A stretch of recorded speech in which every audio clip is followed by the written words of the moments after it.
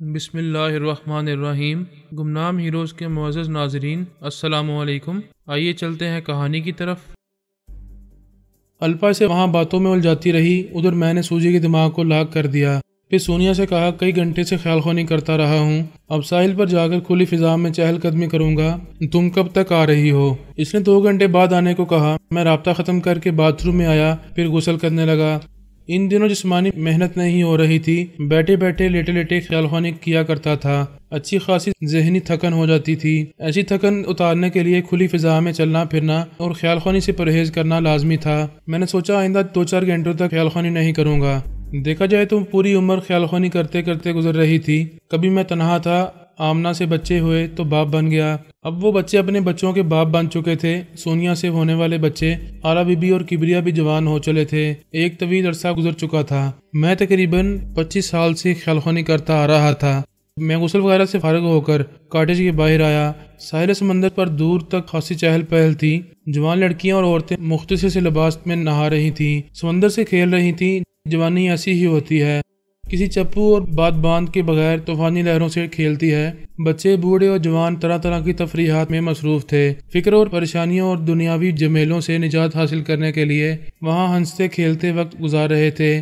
میں آہستہ آہستہ چلتا ہوا ان کے درمیان سے گزر رہا تھا۔ ایک جگہ رک کر دیکھا، 2 شخص آپس میں لڑ رہے تھے۔ دونوں ہی اچھے خاصے فائٹر تھے، ایک دوسرے پر کامیاب حملے کر رہے تھے۔ جو ان کے درمیان بیچ بچاؤ کے لیے آتا وہ انہیں مار کر بھگا دیتے تھے، اس لیے لوگ دور ہی دور سے تماشا دیکھ رہے تھے۔ میں ان دونوں کی کھوپڑیوں میں گھس کر انہیں ٹھنڈا کر سکتا تھا، لیکن خواہ مخواہ خیال خوانی کرنا مناسب نہیں تھا۔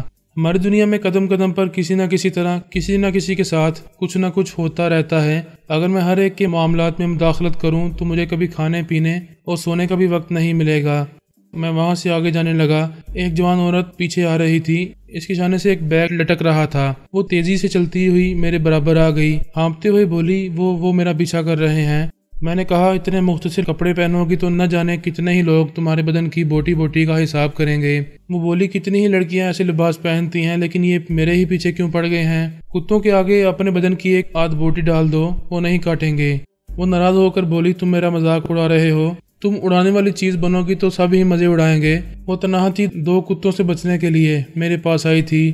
یہاں کوئی مکار تھی، مجھے پھانسنے آئی تھی۔ ایسی لڑکیاں ساحل سمندر پر تمام کرنسی لوٹ لیتی ہیں یا اپنے ساتھ کسی ہوٹل میں لے جا کر بالکل کنگال بنا دیتی ہیں۔ میں اس کے اندر پہنچ کر حقیقت معلوم کر سکتا تھا، لیکن یہ فیصلہ کر چکا تھا کہ 2 گھنٹے تک خیال خوانی نہیں کروں گا۔ میری دنیا کے لوگ ٹیلی پیتھی کے بغیر زندگی گزار رہے ہیں، کیا میں 2 گھنٹے نہیں گزار سکوں گا؟ آدھا گھنٹہ گزر گیا تھا، 1.5 گھنٹہ رہ گیا تھا۔ میں خیال خوانی کا اس قدر عادی ہو گیا تھا جیسے کچھ لوگ اینک کے عادی ہو جاتے ہیں۔ ان کی آنکھوں سے اینک اتار لی جائے تو وہ کچھ نہیں دیکھ پاتے۔ مجھے بھی خیال خوانی کے بغیر آس پاس کے اجنبی لوگ سمجھ میں نہیں آتے تھے۔ میں فوراً ہی ٹیلی پیتھی کی اینک لگا کر انہیں دیکھنے سمجھنے لگتا تھا۔ فی الحال صبر کر رہا تھا، ایسی کوئی قیامت نہیں آ گئی تھی کہ خیال خوانی کرنا ضروری ہوتا۔ میرے ساتھ چلنے والی لڑکی کا پیچھا کرنے والے دونوں بدماش دوڑتے ہوئے میرے سامنے آ کر ہمارا راستہ روک کر کھڑے ہو گئے۔ لڑکی اپنے بچاؤ کے لیے میرے پیچھے آ کر مجھ سے چپک گئی، اپنے بدن کی حرارت میرے اندر پہنچانے لگی۔ میں نے ان دونوں سے کہا، بھائی ذرا آرام سے، یہ بتاؤ پرابلم کیا ہے؟ اس لڑکی کو ہمارے حوالے کر دو۔ میں نے کہا، لڑکی کو اس کے ماں باپ حوالے کرتے ہیں اور کسی ایک کے حوالے کرتے ہیں، لیکن تم 2 ہو، اسے کون حاصل کرے گا؟ یہ ہمارا مسئلہ ہے، تم سامنے سے ہٹو اور یہاں سے جاؤ۔ جھگڑے والی بات نہ کرو، یہ تم دونوں سے راضی نہیں ہے، اس بیچاری کو چھوڑ دو۔ اس ایک نے آگے بڑھ کر اپنے بازو کے مسلز دکھاتے ہوئے کہا، ایک ہاتھ پڑے گا تو ریت میں دنس جاؤ گے، کیا اس کے باڈی گارڈ بننا چاہو گے؟ میں نے کہا، تم پہلوان ہو، پھر 2 ہو، میں تمہارے مقابلے میں اکیلا ہوں، یہ بھی اکیلی ہے، ہمیں جانے دو۔ دوسرے نے کہا، یہ اولڈ مین ہمارا وقت ضائع کر رہا ہے، اسے ایک ہاتھ رسید کرو اور ٹینا کو یہاں سے لے چلو۔ پہلوان نما جوان نے ایک ہاتھ چلایا، میں نے وہ ہاتھ پکڑ لیا۔ اس نے دوسرا ہاتھ چلایا، میں نے دوسرے ہاتھ کو بھی پکڑ لیا۔ دوسرا جوان اس کی مدد کے لیے آ رہا تھا، میں نے اچھل کر ایک کک ماری، وہ دور جا کر گرا۔ وہ پہلوان اپنے دونوں ہاتھ چھڑانے کی کوشش کر رہا تھا، میں نے اس کے منہ پر اپنے سر سے زوردار ٹکر ماری، اس کے حلق سے ایک کراہ نکلی، ناک سے خون بہنے لگا۔ میں نے اس کے منہ پر ایک گھونسا مارا، وہ پیچھے جا کر اپنے ساتھی کے پاس ریت پر گر پڑا۔ وہ دونوں تگڑے جوان تھے، مجھ پر جوابی حملے کر سکتے تھے، لیکن وہ ریت پر بیٹھے رہ گئے۔ ٹینا سامنے آ کر میری گردن میں باہیں ڈال کر بولی، میں نے ان سے پہلے ہی کہا تھا تم بوڑھے دکھائی دیتے ہو مگر بوڑھے نہیں ہو، لیکن یہ دونوں تمہاری اصلیت معلوم کرنا چاہتے تھے، اب ہمیں معلوم ہو گیا ہے۔ کیا معلوم ہو گیا ہے؟ یہی کہ تم جوان ہو اور بوڑھے کے بیس میں گھوم رہے ہو۔ کمان، میں تمہارے ساتھ ہوٹل میں رات گزاروں گی۔ میں نے اس کی باہیں گردن سے الگ کی، اسے پیچھے ہٹاتے ہوئے کہا، رات گزارنے کے لیے یہ 2 جوان کافی ہیں، جاؤ یہاں سے۔ وہ بولی، یہ دونوں میری سسٹر کے ملازم ہیں، میں ملازموں کے ساتھ راتیں نہیں گزارتی، جسے پسند کر لیتی ہوں اس کا پیچھا نہیں چھوڑتی۔ دراصل میری سسٹر تم پر 1000 جان سے عاشق ہو گئی ہے، وہ تمہیں بلا رہی ہے، لیکن میں تمہیں اس کے پاس پہنچانے سے پہلے اپنی ایک رات رنگین کر لینا چاہتی ہوں۔ تمہاری سسٹر کون ہے؟ سسٹر موت کا دوسرا نام ہے، اس کی اتنی ہی تعریف ہے کہ اس کے پاس جانے والا پھر اپنی دنیا میں لوٹ کر نہیں آتا۔ اس نے پھر آگے بڑھ کر میری گردن میں باہیں ڈال دیں۔ اس سے پہلے کہ میں اسے الگ کرتا، مجھے اپنی گردن میں سوئی چبھنے کا احساس ہوا۔ میری آنکھوں کے سامنے اندھیرا چھا گیا، میں چکرا کر ریت پر ایسا گرا کہ پھر اٹھ نہ سکا، اپنی ذات سے غافل ہوتا چلا گیا۔ کیا یہ خیال خوانی نہ کرنے کی سزا تھی؟ اگر میں ٹینا اور اس کے ساتھیوں کے خیالات پڑھ لیتا تو ان نوجوانوں کے ہاتھوں یوں بے بسی سے زمین بوس نہ ہوتا۔ یہ تو کوئی بات نہ ہوئی کہ خیال خوانی کروں تو محفوظ رہوں، نہ کروں تو شامت آ جائے۔ اس بار ایسی شامت آئی تھی جس کی توقع نہیں کی جا سکتی تھی۔ میرے وجود کو نابود کر دیا گیا تھا، میں زندہ تھا مگر کہیں نہیں تھا۔ پہلے سونیا کو میری گمشدگی کا علم ہوا، اس نے اعلیٰ بی بی، کبریا اور الپا سے کہا۔ وہ تینوں خیال خوانی کے ذریعے مجھے تلاش کرنے لگے، انہیں میرا دماغ نہیں مل رہا تھا۔ انہوں نے سوچا شاید میں بے ہوش ہوں یا کوما میں ہوں، آج نہیں تو کل ضرور مجھ سے رابطہ ہوگا، لیکن 2 دن گزر گئے، کہیں سے کسی طرح بھی میرا سراغ نہیں مل رہا تھا۔ سونیا نے پریشان ہو کر جناب تبریزی سے منت کی کہ میرے بارے میں سے کچھ بتایا جائے۔ انہوں نے بے بسی سے کہا، یہ قدرت کے بید ہیں، میں زبان کھولنے سے قاصر ہوں، کاش میں کچھ کہہ سکتا۔ وہ عالم الغیب ہے، وہی جانتا ہے۔ واقعی یہ کیا بید ہے، میں کہاں ہوں؟ یہ عجب معاملہ تھا کہ مجھے اپنی خبر نہیں تھی۔ اگر مجھے موت آ جاتی تو میرے اپنے خیال خوانی کرنے والوں کو یقین ہو جاتا کہ میں مر چکا ہوں، لیکن وہ یقین کے ساتھ سمجھ رہے تھے کہ میں اس دنیا میں کہیں سانس لے رہا ہوں، مگر یہ سراغ نہیں مل رہا تھا کہ کہاں ہوں۔ 2 دن اور 2 راتیں گزر چکی تھیں، یہ اندازہ کیا جا سکتا تھا کہ مجھے ٹریپ کرنے والے ہانگ کانگ سے باہر کہیں لے گئے ہیں۔ مقدر کے تماشے بڑے دلچسپ ہوتے ہیں۔ اب تک دشمن میری تلاش میں تھے کہ میں کس ملک میں ہوں، کہ امریکہ کی قید میں ہوں، ازبکستان میں ہوں یا مالی کے قلعے میں۔ اب میرے اپنے مجھے تلاش کر رہے تھے کہ میں کہاں ہوں۔ یہ سمجھ میں نہیں آ رہا تھا کہ مجھے تلاش کیسے کیا جائے۔ کئی طرح کے سوالات پیدا ہو رہے تھے کہ امریکہ اور اس کے حواری ممالک کے اکابرین نے مجھ پر غالب آ کر مجھے غائب کیا ہے۔ اگر وہ مجھ پر غالب آ جاتے تو فخر سے اعلان کرتے کہ انہوں نے اصل فرحات کو قیدی بنا لیا۔ یہ بھی تو ہو سکتا ہے کہ اب وہ قیدی بنا کر مجھے عدالت میں پیش نہ کرنا چاہتے ہوں۔ انہوں نے بڑی رازداری سے میرا برین واش کیا ہو، میری یادداشت اور میری ٹیلی پیتھی کا علم مجھ سے چھین لیا ہو اور مجھے کہیں قیدی بنا کر رکھا ہو۔ الپا، اعلیٰ بی بی اور کبریا امریکی ٹیلی پیتھی جاننے والے نمبر 3 اور نمبر 7 کے اندر جا کر ان کے چور خیالات پڑھ چکے تھے۔ اگر ان کے اکابرین نے مجھے قیدی بنایا ہوتا تو یہ راز ان سے چھپا نہ رہتا، ان کے ذریعے میرے اپنوں کو میرا سراغ مل جاتا۔ وہ تمام دشمن میری گمشدگی سے بے خبر تھے۔ اگر وہ باخبر ہوتے تو ازبکستان میں اور مارلی کے قلعے میں اب تک مجھے تلاش نہ کرتے رہتے۔ 2 دن اور 2 راتیں گزرنے کے بعد بھی وہاں ان کی تلاش جاری تھی۔ ویسے مجھے بتا دینا چاہیے کہ میں کہاں ہوں اور کس حال میں ہوں، لیکن میں کیا بتاؤں؟ کوئی یقین نہیں کرے گا کہ میں اپنے بارے میں کچھ نہیں جانتا ہوں۔ کسی پاگل کے بارے میں کہا جا سکتا ہے کہ اس کا دماغ چل گیا ہے، وہ بے تکی باتیں کرتا ہے، نہ خود کو پہچانتا ہے نہ دوسروں کو جانتا ہے۔ شاید میں پاگل ہو گیا تھا، خود کو نہیں پہچان رہا تھا، یا پھر میری یادداشت گم ہو چکی تھی، میں اپنی پچھلی زندگی بھول چکا تھا، یا پھر ترمیمی عمل کے ذریعے میرے ذہن سے میری پچھلی زندگی مٹا دی گئی تھی۔ میں نے آنکھیں کھول کر دیکھا، پہلے تو حیران ہوا کہ یہ کیسی جگہ ہے۔ میں ایک بیڈ پر اس طرح اوندے منہ لیٹا ہوا تھا کہ منہ نہ تو بستر کی طرف تھا نہ زمین پر اوندا تھا۔ میرے سامنے خلا تھا۔ ذہن پر زور دینے کے بعد سمجھ میں آیا، میرے اوپر آئینے کی چھت تھی۔ میں ایک وسیع و عریض آئینے کی چھت میں اپنا عکس دیکھ رہا تھا، اس لیے الٹا لیٹا ہوا دکھائی دے رہا تھا۔ میں نے کروٹ لے کر اس بیڈ اور بیڈ روم کو دیکھا۔ وہ بہت ہی خوبصورتی سے آراستہ کی ہوئی خوابگاہ تھی۔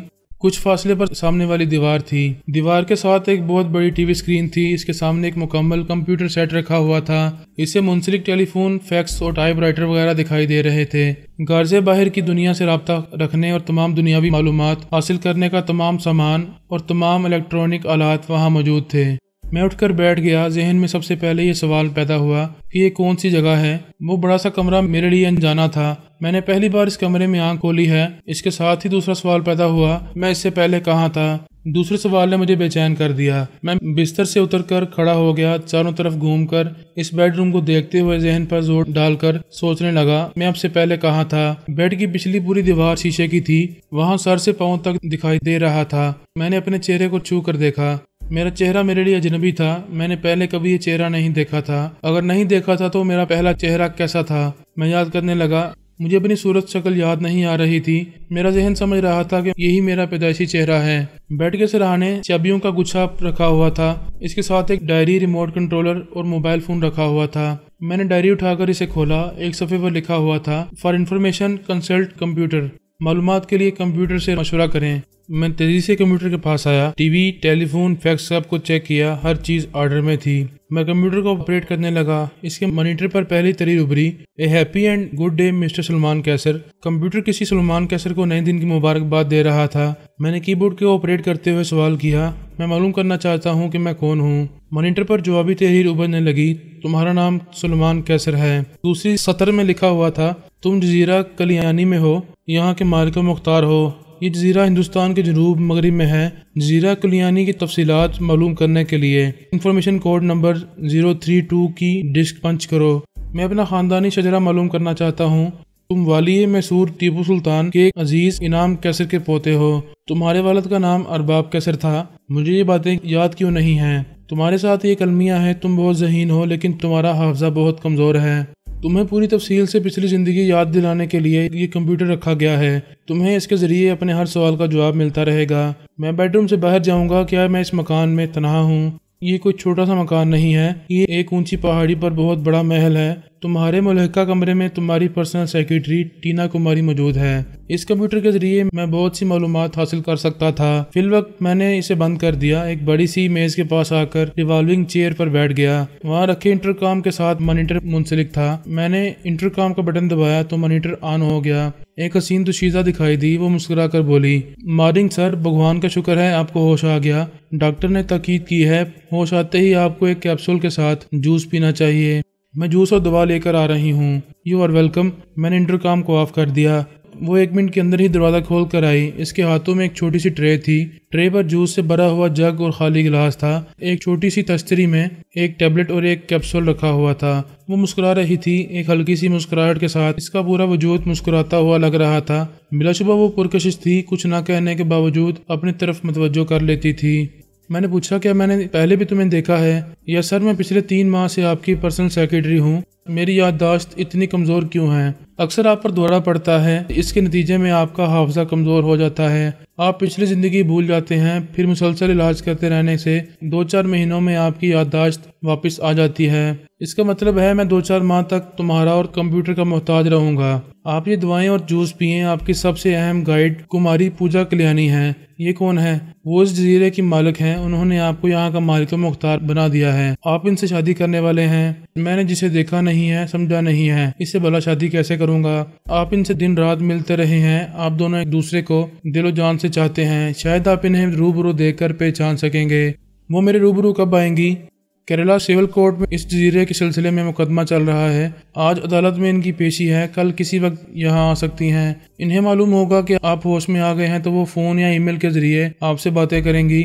आप भी इनसे रब्ता कर सकते हैं। मैं भी तुम्हारी मालकन से बात करूँगा। अभी ना करें, वो इस वक्त अदालती मामलात में मसरूफ़ होंगी। आप शाम को इनसे रब्ता करें। मैं जूस पीता रहा और इनसे बातें करता रहा। इसने पूछा, आप गुस्ल करना चाहेंगे? हाँ, मुझे मालूम होना चाहिए कि मेरे मलबूसात और शेविंग वगैरह का सामान कहाँ रखा है। ताजुब है, मुझे कोई छोटी सी बात भी याद नहीं है। वो अलमारी खोल कर दिखाने लगी। हर डिज़ाइन के मलबूसात से अलमारी भरी हुई थी। इनसे मैच करती हुई टाइयाँ, जराबे और दर्जनों जोड़े जूते थे। टॉयलेट में शेविंग वगैरह का सामान था। इसने पूछा, आप गुस्ल करने से पहले मसाज कराना चाहेंगे? मैंने पूछा, मसाज कौन करेगा? करेगा नहीं, करेगी। आपकी खिदमत के लिए कई कनीज़ें हैं। आपको जो पसंद आती है इसे आप बुलाकर तन्हाई में वक्त गुजारते हैं। मुझे यकीन नहीं आता कि मैं ऐसा करता हूँ, मगर क्या करूँ, हाफजा काम नहीं कर रहा है। तुम जो कहोगी इसे तस्लीम करना पड़ेगा। यहाँ जितनी खूबसूरत कनीज़ें हैं, इन्हें मैं यहाँ बुला रही हूँ। आप जिसे पसंद करेंगे वो मसाज करेगी। किसी को ना बुलाओ, मेरा ज़हन उलझा हुआ है। मैं तन्हाई चाहूँगा। ताजुब है, मुझे भी नज़रअंदाज कर रहे हैं। क्या मुझसे दिल भर गया है? ओ गॉड, तुम ये कहना चाहती हो कि मैं तुम्हारे साथ भी वक्त गुजारता रहा हूँ? अब मैं क्या बोलूँ? आपको कुछ याद नहीं है? वैसे अभी याद दिला सकती हूँ। वो काफिराना अंदाज में मेरी सांसों के करीब आ गई। मैंने कहा, सॉरी, अभी नहीं, फिर कभी। Leave me alone. वो जरा मायूस हुई, फिर मुस्कुराते हुए चली गई। मैंने बाथरूम में आकर शेव किया, गुस्ल करने लगा। इस दौरान मैं सोचने और समझने की कोशिशें करता रहा कि मुझ पर किस तरह का दौरा पड़ता है और मैं महीनों तक पिछली जिंदगी भूलकर किस तरह जिंदगी गुजारने लगता हूँ। اب میں پھر سب کچھ بھول چکا ہوں، پتہ نہیں کتنے ماہ بعد میری یادداشت واپس آئے گی اور میں خود کو پورے یقین کے ساتھ پہچان سکوں گا۔ میں لباس چینج کرنے کے بعد بیڈ روم سے باہر ایک ملحقہ کمرے میں آیا۔ وہ کمرہ میری پرسنل سیکرٹری ٹینا کماری کے لیے مخصوص تھا۔ وہ بھی تقریباً ایک بیڈ روم تھا۔ وہ دن رات میرے قریب رہتی تھی۔ نیند کے دوران میں بھی کال کی جائے تو وہ اٹھ کر چلی آتی تھی۔ یہ باتیں اسی نے بتائیں۔ میں نے کہا میں اس محل کو اندر اور باہر سے دیکھنا چاہتا ہوں۔ اس نے سوئچ بورڈ کے ایک بٹن کو دبایا، وہاں ایک سرخ بلب روشن ہو گیا۔ میں نے پوچھا یہ کیا ہے؟ وہ بولی محل کے اندر اور باہر ہر جگہ سرخ بلب روشن ہو جاتے ہیں۔ تمام خدمتگار اور مسلح گارڈز الرٹ ہو گئے ہوں گے۔ آئیں ہم چلیں۔ میں اس کے ساتھ کمرے سے باہر آیا۔ محل بہت خوبصورت تھا۔ ہر کمرے کے سامنے اور راہداریوں میں مسلح گارڈز، 2-4 کنیزیں اور خادم دکھائی دے رہے تھے۔ گارڈز مجھے دیکھ کر سلیوٹ کر رہے تھے۔ کنیزیں اور خادم سر جھکا کر دونوں ہاتھ جوڑ رہے تھے۔ میں ٹینا کے ساتھ محل کے باہر آیا، وہاں بھی مسلح گارڈز خاصی تعداد میں تھے۔ میں نے کہا تمہاری مالکن نے اچھی خاصی فوج بنائی ہے۔ میں ریلنگ کے پاس آ کر دیکھنے لگا۔ وہ محل ایک اونچی پہاڑی پر تھا۔ دوربین کے ذریعے وہاں سے پورے جزیرے کو دور ساحل تک دیکھا جا سکتا تھا۔ میں نے ریلنگ کے ساتھ لٹکی ہوئی دوربین کو آنکھوں سے لگا کر دیکھا۔ محل کے باہر چاروں طرف گھوم کر دیکھا جائے تو 15 کلومیٹر کے رقبے میں پھیلا ہوا جزیرہ اپنی پوری شادابی اور خوبصورتی کے ساتھ دکھائی دیتا تھا۔ ایک جگہ ساحل پر 4 سپیڈ بوٹس اور کئی کشتیاں کھڑی ہوئی تھیں۔ ٹینا نے کہا محل کے سٹاف کے لیے وہ سپیڈ بوٹس اور کشتیاں ہیں۔ انڈیا کے کسی شہر میں جانے کے لیے ان کے ذریعے کوچین کی بندرگاہ تک جاتے ہیں۔ آپ اور مالکن کے لیے 2 ہیلی کاپٹرز ہیں۔ محل کے پیچھے ایک ہیلی پیڈ تھا، وہاں ایک ہیلی کاپٹر موجود تھا۔ کماری پوجا کلیانی دوسرا ہیلی کاپٹر کرالہ لے گئی تھی، کل تک یہاں آنے والی تھی۔ میں نے پوچھا تمہاری مالکن کس سے مقدمہ لڑ رہی ہے؟ بھارت سرکار سے۔ یہ جزیرہ بحر ہند میں ہے، اس لیے بھارت سرکار اسے اپنے قبضے میں لینا چاہتی ہے، جبکہ برٹش سرکار کے دور سے یہ جزیرہ مالکن کے دادا اور پردادا کی ملکیت ہے۔ انڈین گورنمنٹ کیوں یہاں اپنا قبضہ جمانا چاہتی ہے؟ یہ ہندوستانی حکمرانوں کی پرانی عادت ہے۔ آزادی حاصل کرنے کے بعد ان حکمرانوں نے یہاں کی کسی ریاست کو آزاد نہیں رہنے دیا۔ ریاست حیدرآباد، نیپال اور بھوٹان وغیرہ پر قبضہ جما لیا۔ سری لنکا پر زور نہیں چل رہا ہے، وہاں کا امن و امان تباہ و برباد کیا جاتا ہے۔ انہوں نے پاکستان کا ایک بازو کاٹ دیا اسے بنگلہ دیش بنانے کے بعد، باقی پاکستان کو مٹا دینے کی فکر میں ہے۔ لیکن یہ تو ایک چھوٹا سا جزیرہ ہے۔ وہ یہاں کے تمام چھوٹے بڑے جزیروں میں اپنی فوجیں اتار چکے ہیں، صرف ہمارا جزیرہ رہ گیا ہے۔ اگر بھارتی حکمران مالکن سے مقدمہ ہار جائیں گے تو پھر یہاں فوجی کارروائی کریں گے۔ میں نے کہا کیا وہ عدالتی فیصلے کے خلاف یہاں فوج کشی کریں گے؟ حکمرانوں کے لیے کون سی بڑی بات ہے، وہ انصاف کرنے والے جج کو تبدیل کر دیں گے، عدالت سے فوج کشی کی اجازت حاصل کر لیں گے۔ اس کی باتوں سے یہ معلوم ہوا کہ بھارت سرکار ہر حال میں وہ جزیرہ کماری پوجا کلیانی سے حاصل کرے گی۔ دوسرے لفظوں میں مجھ سے وہ جزیرہ چھین لے گی، کیونکہ پوجا کے ساتھ میرا جو رشتہ ہونے والا تھا اس کے پیش نظر میں وہاں کا مالک تھا۔ پوجا کے پردادا مہیش کلیانی کے نام پر اس جزیرے کا نام کلیانی رکھا گیا تھا۔ بھارتی فوجی نقطہ نظر سے وہ جزیرہ بہت اہم تھا۔ یورپ سے آنے والی تمام مسافر بردار اور مال بردار بحری جہاز وہاں سے گزرتے تھے۔ زمانہ جنگ میں پاکستان کی بحری فوج کی نقل و حرکت پر نظر رکھنے اور فوج کی پیش قدمی روکنے کے لیے وہ جزیرہ بہت اہم تھا۔ میں نے کہا پھر تو بھارت سرکار اس جزیرے پر ضرور قبضہ حاصل کرے گی۔ ہمارا یہ محل بھی ایک مضبوط قلعہ ہے، ہمیں یہاں سے جانا ہوگا۔ فوج یہاں آ کر رہے گی۔ تمہاری مالکن خواہ مخواہ مقدمہ لڑ رہی ہے، مقدمہ جیتنے کے بعد بھی وہ بھارتی فوج سے نہیں جیت سکے گی۔ ٹینا کماری نے کہا جب تک آپ مالکن کے ساتھ ہیں تب تک انہیں آس ہے کہ آپ بھارتی فوج کو یہاں آنے نہیں دیں گے۔ میں نے حیرانی سے پوچھا کیا میں بحری اور ہوائی فوج کو یہاں آنے سے روک سکوں گا؟ جی ہاں، آپ تنہا ایک فوج سے بھی زیادہ طاقتور ہیں۔ دنیا کی کوئی فوجی قوت آپ کو شکست نہیں دے سکے گی۔ تم حیران کر دینے والی باتیں کر رہی ہو۔ کیا یہ کہنا چاہتی ہو کہ میں تنہا ساری دنیا سے لڑ سکتا ہوں اور غالب آ سکتا ہوں؟ کیا میں جادوگر ہوں؟ جادوگر نہیں ہو، لیکن ایک غیر معمولی صلاحیت کے حامل ہو۔ یہ صرف مجھے اور میری مالکن کو معلوم ہے کہ تم ٹیلی پیتھی جانتے ہو۔ ٹیلی پیتھی؟ میں نے بے یقینی سے پوچھا میں ٹیلی پیتھی جانتا ہوں؟ وہ میرے قریب آ کر مجھ سے لگ گئی۔ وہ مجھے آپ کہہ کر مخاطب کرتی رہی تھی، اب تم کہنے لگی تھی۔ اس نے کہا دورہ پڑنے کے بعد تم بے ہوش ہو گئے تھے، طویل بے ہوشی کے بعد ہوش میں آئے ہو۔ ابھی تمہارا دماغ کچھ کمزور ہے۔ اچھا کھاتے پیتے رہو گے تو آج رات یا کل تک خیال خوانی کرنے لگو گے۔ وہ اس طرح لگی ہوئی تھی کہ اس کی دھڑکنیں بار بار میرے جسم میں دستک دے رہی تھیں۔ مجھے اس کی طرف مائل ہونا چاہیے تھا، لیکن ٹیلی پیتھی والی بات مجھے حیران کر رہی تھی۔ میں نے پوچھا میں خیال خوانی کیسے کرتا ہوں، کسی کے دماغ میں کیسے پہنچتا ہوں؟ میں کیسے بتاؤں تم کتنی بار میرے دماغ میں آ چکے ہو؟ کیسے آتے ہو اس کا طریقہ کار تمہیں معلوم ہوگا۔ تم بھولنے کے باوجود بے اختیار خیال خوانی کرو گے۔ اب مالکن تمہاری دماغی توانائی بحال ہونے کا انتظار کریں گی۔ اس کے موبائل فون کا بزر سنائی دیا۔